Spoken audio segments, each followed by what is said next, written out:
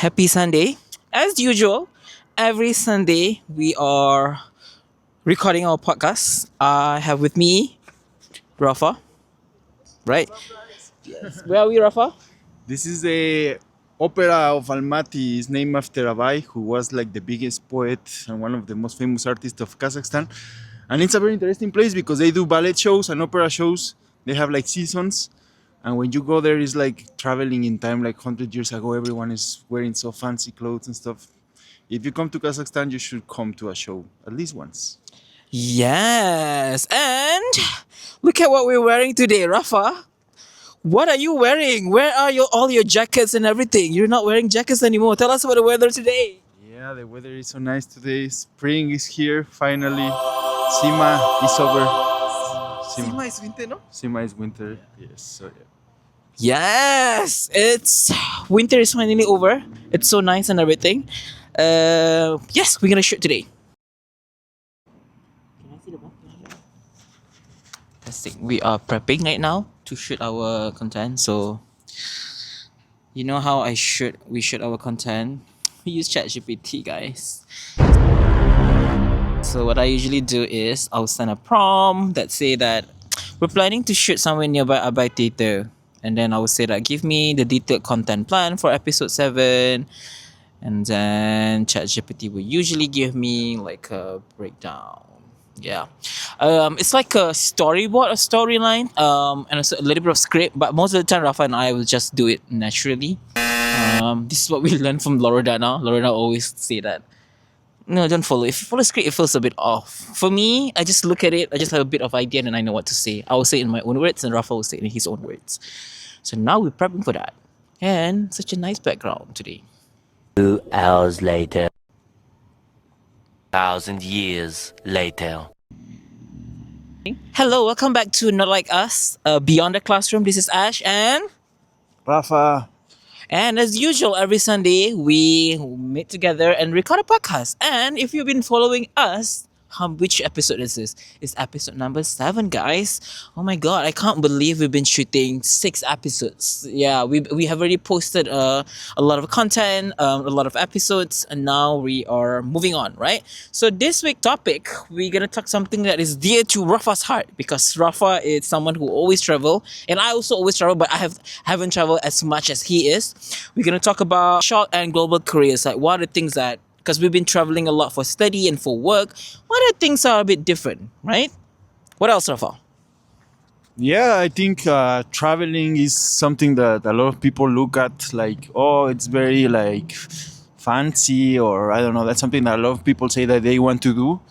But once you start actually doing it, you see that, yeah, it's nice and it's beautiful because you get to see the world, but also there's a lot of challenges and there's a lot of things that you need to know when you want to have a life like this, right? So, yeah, it's going to be an interesting podcast for sure. Yeah, and can you picture this? That when you move to a new country, everything and everyone looks normal in the first few hours or the first few weeks, and suddenly you started to realize small things that makes you miss home. That's what I've been feeling for the past few weeks. I've been telling this to my students. I've been telling it to Rafa. I've been telling to all my colleagues that I miss home, bro. I miss the food and I miss everything, right? So today we're gonna talk about those culture shock, those things that are weird, things that are different from your home country. And before we go a little bit further, can you drop some comments? And what are the things? What is your biggest culture shock? If you travel a lot for work or for fun, for vacation, let us know. What are the things that you feel like, oh, it's normal in your country, but in other country, it's actually not normal, right? All right, let's go to the first segment. The first segment is when you realize that you are in different country, like what are the things that you think that your culture shock? Because now we are in Almaty, Kazakhstan. Tell us a little bit, Rafa. What is your culture shock living here? Yeah, I think Kazakhstan is a very friendly country with foreigners overall. But yeah, of course, you need to know some things, right? The first one is, of course, language, right? Here they speak Kazakh, but also it's very common to see people that speak Russian, right? So you need to know one of those 2 languages at least to kind of have like a normal life. Otherwise, you would be like very limited in your interactions with people. So I think that would be the first one in countries like this, right? There are other countries like Malaysia where even the people living in the street they speak English, right? They know how to speak English correctly, right? So yeah, I think that would be the first one and probably the most important one. And then we have other things like, I'm pretty sure you will mention a few. Yeah, for me, the first thing after I moved here, I remember Devika. Devika used to be our colleague and our classmates. No, our senior in ASB when we went to business school. People like to stare here. They literally will look at you and they will just stare at you like that. Literally, there were many times, bro, that I was walking with her or just alone. People would just look at me and look at me like that. It was so awkward. And then I do a little bit of digging, a little bit of research, and I realized that people here in this region, they don't have that much of tourists compared to Malaysia, maybe compared to Mexico, where there's a lot of tourism going on, right? And Almaty is slowly, and I'm not to say Almaty in Kazakhstan is slowly ramping up their tourism, right? So they're not used of seeing people like me. They're because Indian, Rafa is Mexican. Do people stare at you a lot? Not really, because they think that I'm Turkish or Arab or something like that. So it's kind of normal here. But yeah, I get what you mean. What I get all the time is when I tell them, oh, Mexico or Mexico, right? The first thing they tell me, here I love it. In other countries, it's, oh, narcos, narcos, narcos, which is not that nice, right? Because it's like a stereotype that is not good. But here it's better because before talking about narcos, which they also do, they talk about box, Canelo Alvarez and stuff like that. So I kind of like that because in other countries it's always the narcos. Here is the box. But yeah, they don't stare at me that much because I'm kind of like Turkish look like, apparently. When I went to Turkey, everyone was speaking to me in Turkish. And I don't know what you're saying. They were getting mad at me, but yeah. Funny thing is, sometimes people, or especially the older ones, always assume that I'm Kazakh, and they will start speaking to me in Kazakh. Most of the time, the older people will speak in Kazakh. They won't speak to you in Russian, right? So sometimes they will get mad at me. They will scream at me, and I'll ask my local friend to translate it. Apparently, they were mad at me for not learning how to speak Kazakh. They assumed that I was speaking Russian, but actually no, right? What are the things, Rafa? So you mentioned one thing. I already mentioned one thing. What are the things that you think is a shock? Maybe not only in Kazakhstan, for the place that you have traveled. Yeah. So I would say another thing that we need to talk about definitely is food, right? For example, here it's very common and it's very normal and it's actually a source of pride, the horse meat, right? Which is actually very good and it's actually very tasty, but most of my people, my friends from Mexico, they would be like, "What? You're eating horse? That's not good, right? That's like kind of weird." So yeah, these kind of little things, right? In other countries like Thailand, or they eat a lot of insects, for example, right? And you see in the street how they sell you like scorpions and stuff. Yeah, I have tried a few insects which are very crunchy. Yeah, in Mexico we eat some crickets, sometimes, and some kind of worms and stuff. But it's not that common like in these countries, right? So you need to have an open mind and say like, hey, if people eat it, it's because either it's healthy or it's tasty or it's just what they have, right? So yeah, having an open mind for these kind of things is also a good advice. Yeah, I love what you say about the food. For me in Kazakhstan, coming from Malaysia where we have so many spices in our food, not only spicy food, we have a lot of like spices that we use to add the flavors, right? When I came here, my biggest culture is the food. I remember when I first came here, bro, I remember when my first meal was with you, we went to Coffee Varka. And then the other restaurant that I went to, I thought I got COVID because when I came here, it was during COVID was still around. I thought I was sick, right? I couldn't taste it. But then I tried 2-3 different restaurants would have the same meals, and I realized that it's just the way their food tastes like, right? And for me as a Malaysian, I feel like it's so bland. It doesn't have anything, right? And the horse meat itself, for me, I'm a picky eater. I don't like it that much. I've tried it.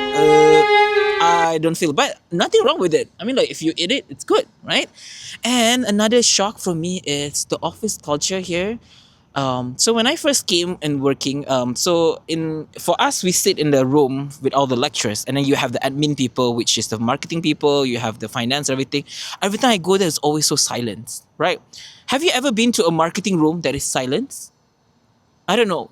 Drop me a comment because I don't think so. Because every single marketing department that I went to is always so chaotic, so fun. But the marketing department is so quiet. And I asked the colleague there, they said that it's a culture here, bro, that you don't talk, you don't disturb the peace and everything. So the office here are very pin drop silent. And every time I go to the office, I always have to whisper because my this is very loud, right? I literally had to whisper, right? All right, one more thing, one shock before we move on to the next segment. Yeah, I would say like, for example, in places like where we work now, it's not even Kazakh culture, right? It's very international culture because we have colleagues from different countries, right? Russia, Pakistan, Korea. Which other country we have? We have a lot of people from Africa, from Nigeria, South Africa, India. So yeah, the same thing in ASB, right? When we were doing our MBA, we had Americans, we had people from Europe, we had people from basically everywhere in the world. So it's always good to have an open mind, to understand that everyone comes from different backgrounds. They have different religions, they have different cultures, different customs. And yeah, the more open you are to new things, I think the better you will perform in this kind of settings. All right, let's go take a walk, Rafa, because it's nice weather. Let's go for a walk, yeah? Okay, it's the first international experience. I remember it because it was very important, right? Of course, and it was when I worked at Disney World, and I have had English classes my whole life, and I thought like, oh yeah, I'm ready to speak in English. But the moment I was there working, giving service to clients and stuff, they were asking me where is the bathroom, and I didn't understand it, and I was like, I was asking for help all the time and stuff. So language is important, right? No matter how much classes you have had, you need to actually practice it and use it in order to actually learn a language, right? So I learned that in Disney World for the first time, and it was my first international experience. That was the first time I was working with people from all over the world, people from China, from all the Latin American countries and stuff. So that was a very important milestone in my career, and then I have had many others, right? Yeah, that would be my first international experience. How about you? What's your story? What was your first milestone like this? All right. For me, when we went to MIT in Boston, a lot of people have this misconception that we went to MIT in Asia. No, guy. Should I show them our MIT student card? I have it. Should I? MIT in Asia? I'll show you behind. It's from Cambridge, Massachusetts. It's in Boston, guys. For me, the biggest culture shock is everybody was so active in class, bro. In Malaysia, it was not common. Like when you go to class, you sit down, you listen to a lecture, and you leave. That's it. But at MIT, literally, when professor said any question, everybody will raise their hand, and I was the only one not raising my hand. And I remember the teaching assistant would email me. He said, "You are," because we have a participation point on 30 to 40%, like that. It's like you are without any participation point. You have 3 more classes to participate. Otherwise, we'll struggle. But I'll give you a tips. If you are introvert like me, because I'm a very introvert, I'm a professional extrovert. What I do is, if I cannot participate in class, I will write a reflection paper. Right? So I think that was the biggest culture shock. Nothing so much about the language and so far like that. It's in terms of the participation culture, right? The culture of teaching there and also learning. Yep. All right. So now we are going to talk about a little bit. We talk about study differences. All right. Let's talk about a little bit about working abroad. What are the differences, right? And who are most better way to talk about it? Other than Rafa, it's tough. He work a lot in different country, and Rafa always tell me the most crazy story. Do you want to tell the story about you went to jail in Guatemala or no? All right, let's start with Rafa first. Yeah, I think something that I want to mention for this episode is that it all started when I was like 10 years old and I read the book Around the World in 80 Days by Jules Verne. I was following his trajectory with a glove next to me and stuff, and I was thinking like, oh, it would be nice to travel like that, right? So yeah, then I realized that by working and studying and having this kind of international academic and professional background, that would be the easiest way and also the cheapest way to do it, right? So yeah, I have had worked in many different countries. In Guatemala, I was not in jail, but one of my colleagues, he was not my colleague, he was into there and I was there to take him out. That's a very interesting story that I'm going to be telling in my social media soon, if you want to follow me, Prof. Santa Cruz. But yeah, I have worked in Disney World, in Washington, D.C., Miami, in San Francisco for a while. In Thailand, I did a few projects, of course, when I was in Malaysia, doing my MBA in Barcelona. And now in Kazakhstan, and soon, let's see, maybe another country is coming in the way. And of course, Panama and other countries in Latin America. But anyway, I would say the best advice that I want to give you in case you want to have like an international career is kindness. Kindness is very underrated. And kindness is a universal value. If you're kind with people, no matter what language you speak, no matter what your background or anything, people will realize that you're being kind. And usually when you're kind with someone, people is kind with you in return. So yeah, kindness is a universal value. Practice it. Yeah. And for me, in terms of working abroad, one thing is you have to realize is their work culture are very, very different. I come from Malaysia in Kuala Lumpur where I work with everyone hustle, hustle, hustle. People in Almaty, what I like about them is they're a bit chill and relaxed. For them, they feel like there's much more life outside of work, right? Rather than just work themselves to death, which I usually do. I work myself until I burn out like hell. So those are kind of things that I feel like, oh, because I was assuming this is very controversial when people were gonna watch the local one. I thought they were being lazy. And after speaking to them, asking them, because sometimes they will share me about their salary, because people here are being paid very, very low, which I feel like they are producing good quality work, but their pay is not equivalent to that, right? So no wonder sometimes coming from Malaysia where you hustle a lot, and you feel like, oh, why are these people not hustling that much, right? And I talk to them and realize that, oh, they work as what they were paid, right? And then they go beyond than that. For me, I always try to go beyond my pay because I want to prove to people that, hey, I'm working, I'm worthy of the job, right? But actually, as I get older, I spoke to the local, I realized that, they view, for them, their work is not their personality. For me, sometimes my work is my personality, which I'm trying not to make it. That's why I have this podcast, right? So those are the kind of challenges for me to kind of adapt to local work style and work kind of culture, right? I have a question regarding that. Oh shit, okay. How about Singaporean people Mm-hmm. that think the same about Malaysia? How do you reply to them? That is true. Okay, I would say the same thing that the locals say here. Singapore, we always use this term we call it kiasu, because every time I have a Singaporean client, they are always so anal about details and everything. They always put emphasis, they work like hell. And we Malaysian people will always say that, guys, there's much more life apart from your work, right? Just chill. Oh my god, you make me think now maybe I'm viewing the same thing. Yes. Here's the thing that you don't know if you don't travel. No? That's a good one, Rafa. So yeah, I think my last advice, as always, is to be honest. It doesn't really matter where you're from, which language you speak, or anything. Like if you have these kind of opportunities, and if you do a good job, right? If you create value, that's also universal, right? So wherever you are, whatever you do, no matter which kind of people you're working with, which nationalities, always be focused on creating value. And yeah, that will open a lot of doors for you. I would never dream of working in Kazakhstan, right, with Malaysian, and I never dream of, I don't know, doing a project in Thailand and stuff like that. But I got it, and I think it's because I realize about it. Like, the more you create value, the more opportunities you will have. Yeah. How about you? Yeah, for me it's simple. I think it's the kind of shit that we always say for the past few episodes. It's like be adaptable, be flexible, right? Because if you're not flexible, you will struggle a lot working here. I wouldn't be here. This is my second year in Kazakhstan. I wouldn't be here second year if I'm not flexible, if I'm not adaptable, right? You need to understand.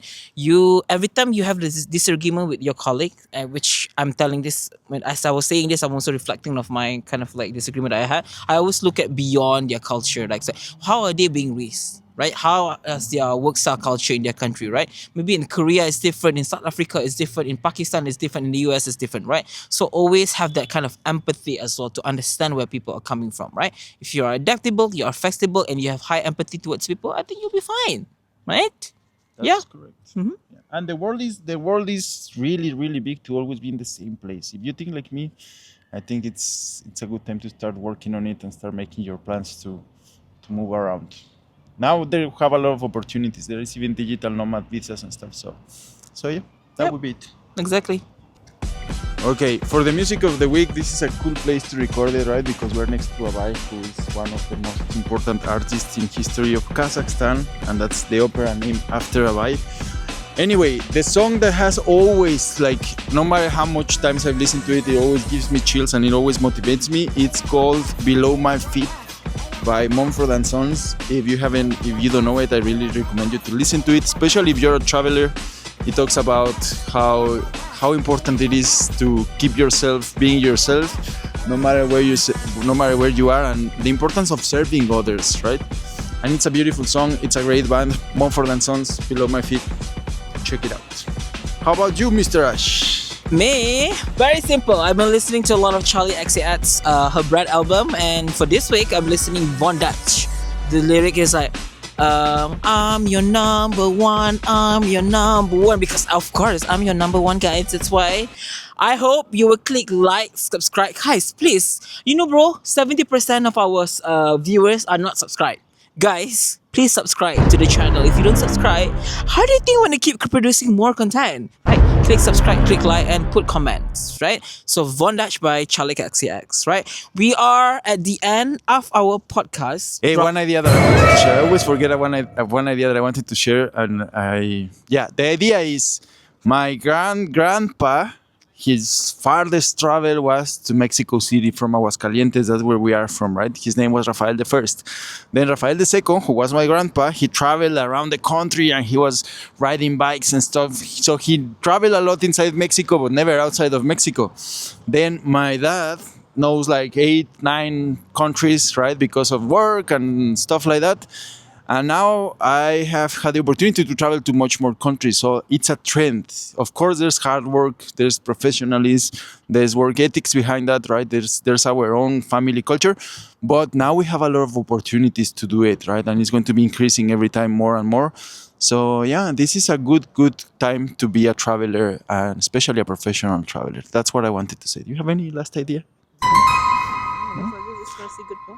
Yes. Let's talk a little bit about culture shock. It's normal, no? Yeah, I think, to recap or to close this, culture shock is normal, right? Of course, we are all different. Someone is speaking to me in Russian. Niet, not mine. So yeah, make peace with the fact that everyone is different. So yeah. And learning to adapt, it's part of the adventure, right? You cannot be traveling, for example, how many countries have you traveled? Like 27, 28. 27, 28. He will not be able to travel to 27 to 28 country if he doesn't adapt, right? Learn how to adapt and assimilate to the local culture. Right? You cannot expect people to kind of adapt to you. You have to adapt to the local too. And the locals will be so happy, especially whenever sometimes when we say spasiba, which is thank you, or rahmet to people here, which is in Kazakh. People always, especially the old people, always look so happy that we learn their language, right? Learn a little bit about their language, right? When we first moved here, Rafa's Russian is so shit. My Russian is better. Now my Russian is bad, and Rafa says something in Russian. Да, я сейчас могу говорить по-русски чуть-чуть, и это очень хорошо. Yes. To end that podcast, I only know this sentence, "Ya Lucci," which means I'm the best, right? Lucci, the both of us are Lucci, right? So I hope you enjoyed this week's podcast, and I hope you enjoy, for those who are in Mexico, for those who are in Malaysia, for those who are watching from all over the world. We wanted to show you this beautiful Abay Theater. We hope that you enjoyed it. And this is Ash reporting out from Not Like Us podcast, Beyond the Classroom. And together with me is Rafa. You can find me on social media like Prof Santa Cruz, and don't forget to subscribe, follow us, and yeah, we can stay in touch. Your feedback is the most valuable thing that we can get from you, so please give it to us. Yes, and it's Ash. On Instagram, you can find me as Explore Ash, because you can explore with Ash and with Rafa. Goodbye, and see you in your next episode.